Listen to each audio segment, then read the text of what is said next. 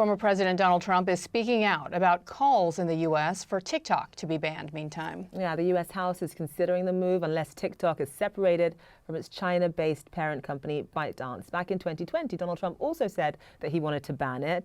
But a day earlier on CNBC, he said banning TikTok would just help one of its competitors. I consider Facebook to be an enemy of the people, along with a lot of the media. I think Facebook has been I think Facebook has been very bad for our country, especially when it comes to elections. CNN's Alana Treen joins us live now from Washington with this story. I mean, it's interesting because Donald Trump, when he was president, he sort of spearheaded these initial efforts to ban TikTok. Now there's been this dramatic sort of about face, talking about the fact that banning TikTok would only help its competitor Facebook. Just give us your sense of why the dramatic change here from Donald Trump's perspective.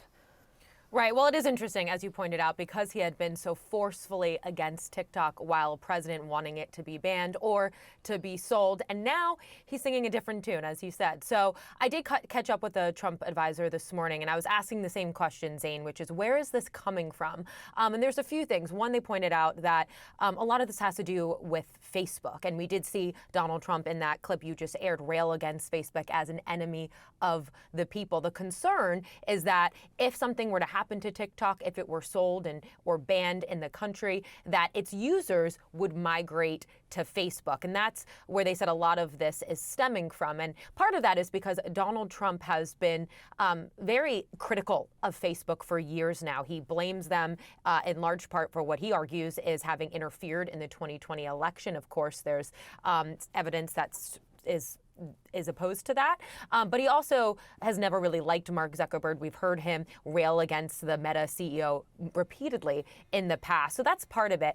I think the other part as well is this is political. I mean, there are so many voters in the country, and young voters, I should say, who love TikTok, who are a big fan of the app. And Donald Trump knows that if it were to be banned, that would be something that would be placed, or the blame would be placed on President Joe Biden. And it's a key demographic as well that his campaign is trying to go after ahead of a general election rematch in November. So I think that's a big part of it as well. But I can tell you, look, Donald Trump and his comments this morning, as well as he's been truth socialing about it or posting on his website, Truth Social, is definitely causing headaches for people on Capitol Hill who for many years now have been trying to figure out what to do with this app, especially because they believe it presents a national security risk. And when I did speak with some of Donald Trump's advisors today about this, they said that unlike with other bills in the past, we saw him do this with the border bill, where he really tanked it by repeatedly criticizing it and speaking out against it. They say he doesn't feel exactly the same way about this particular TikTok ban, that if Congress decides that they want to pass it, that he will be happy with whatever they choose to do. But we'll see if he continues to keep in that line, because, of course, his rhetoric and his comments on these things have such weight on Capitol Hill with Republicans that it could really jeopardize whether this bill is passed or not. Yeah, but as you point out, it may not be so much about his perspective in terms of TikTok's effect on national security, but much more about not giving Facebook the upper hand here. Elena Treen, live for us there. Thank you so much. Another parallel between Viktor Orban and Donald Trump we should talk about this morning on CNBC. Trump called Facebook and the news media here in the United States the enemy of the people. Now, he was talking about it in reference to a TikTok question, but let's watch this. I consider Facebook to be an enemy of the people, along with a lot of the media. I think Facebook has been I think Facebook has been very bad for our country, especially when it comes to elections.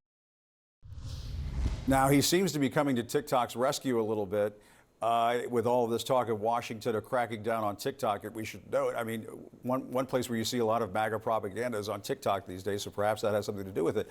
But we should also note a number of press freedom organizations have blasted Viktor Orban's crackdown on the media. Of course, we saw that during the Trump administration here in the U.S.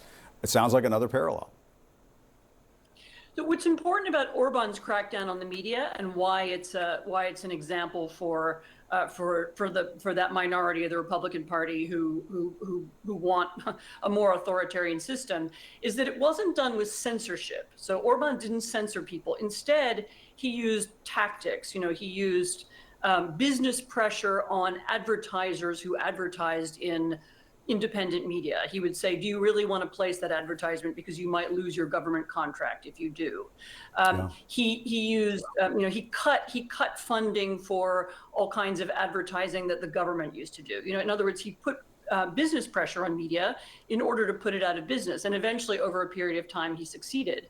And that's something that's never been tried in the United States, certainly not with the federal government seeking to put media out of business on purpose. But it's something we could see. I mean, it's something that others have tried to imitate. Orban did it. The previous Polish government that lost the election in October tried to do it. Others have seen this as a kind of example. Absolutely. There's no question about it. I mean, if you look at press freedom organizations, they have basically called Viktor Orban a press freedom predator in his country. So that's obviously something that should worry a lot of people. Art, Ann Applebaum, thanks as always. We appreciate it.